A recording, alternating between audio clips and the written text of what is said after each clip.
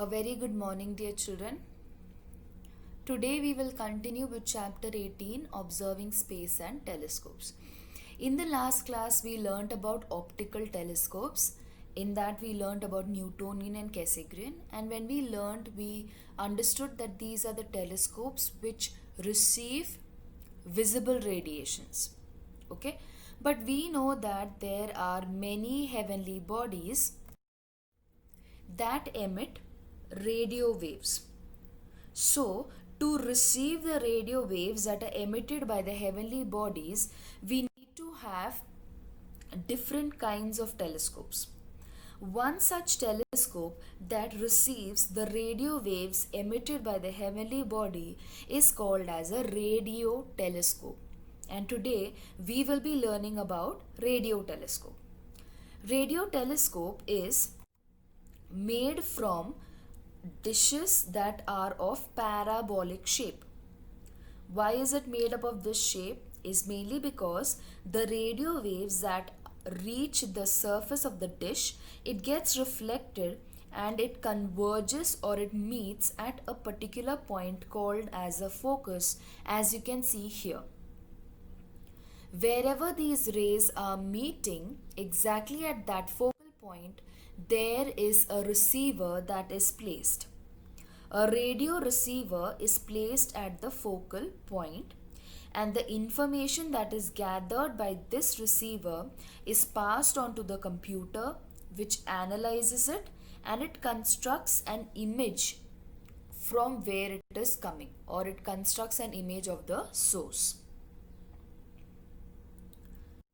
A very large radio telescope is located at Narayangaon near Pune. It is called GMRT, that is Giant Meter Wave Radio Telescope. This is an area that extends to approximately 25 kilometers. And on this area, you have 30 dishes which are arranged in a specific manner. Each has a diameter of 45 meter. Now, GMRT gives you exactly the same data that you would have got from a telescope which would be as large as 25 kilometer in diameter.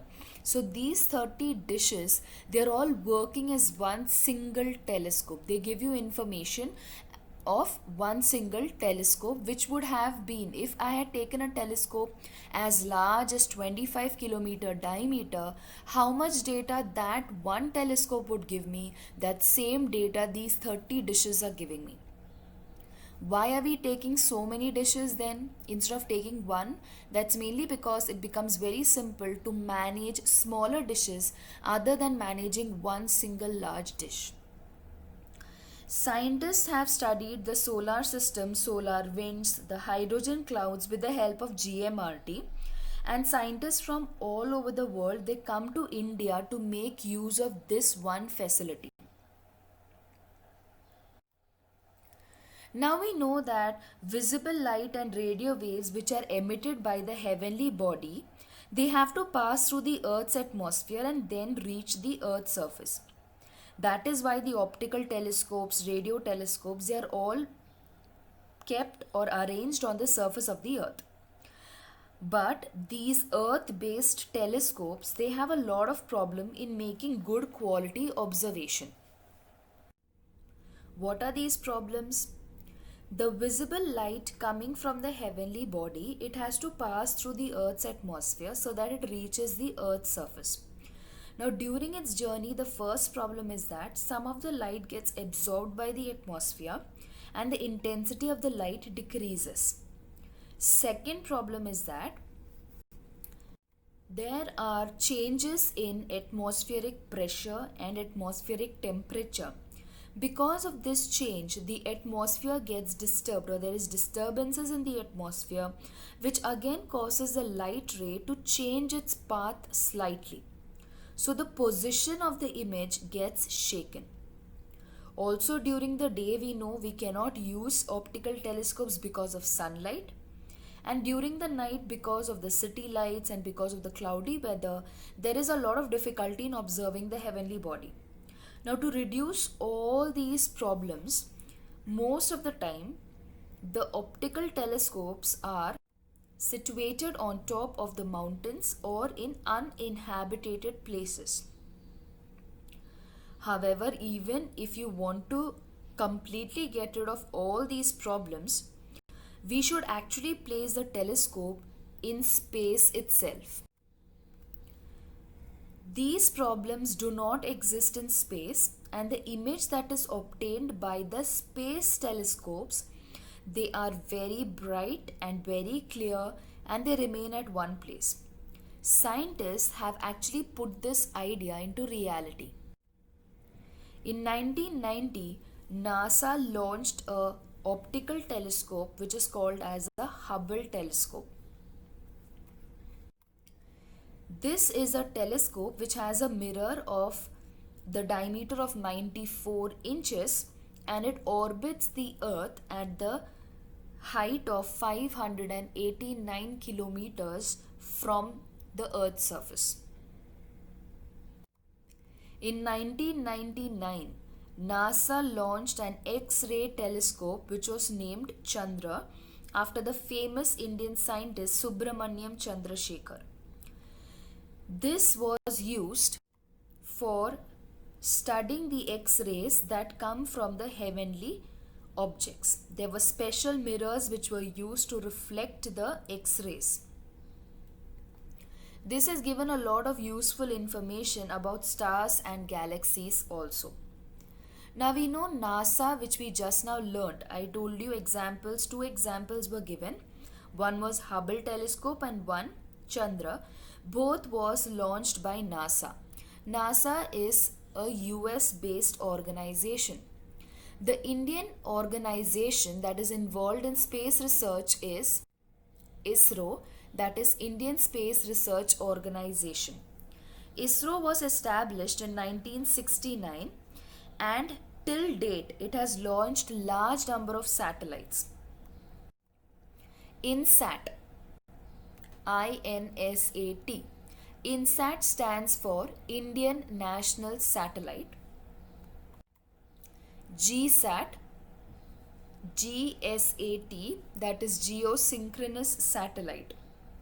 The word geosynchronous basically indicates that its motion or its orbiting period is exactly like that of the earth.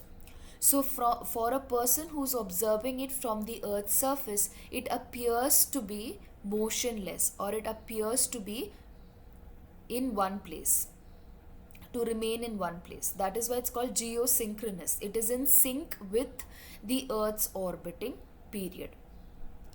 INSAT and GSAT are the two satellites which has been launched by ISRO, and these have helped in communication, in broadcasting, in meteorological services.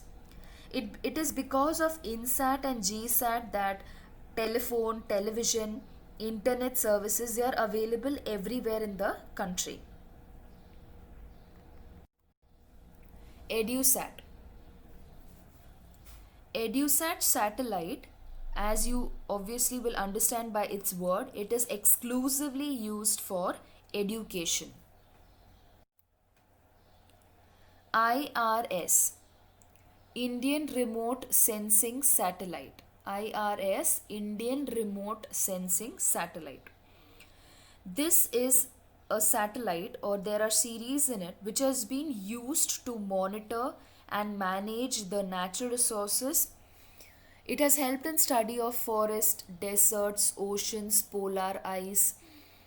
It has also helped and in guiding during the case of disasters or natural calamities like flood and earthquake. Now, in 2015, ISRO had launched a satellite called as the Astrostat. This is a satellite which has ultraviolet as well as X-ray detectors and telescopes. This is a unique system where you have different kinds of telescopes in one single satellite. The Indian scientists are studying various aspects of the universe using the data obtained from these telescopes. I hope this entire lesson is clear to all of you. It's a very interesting chapter. Thank you.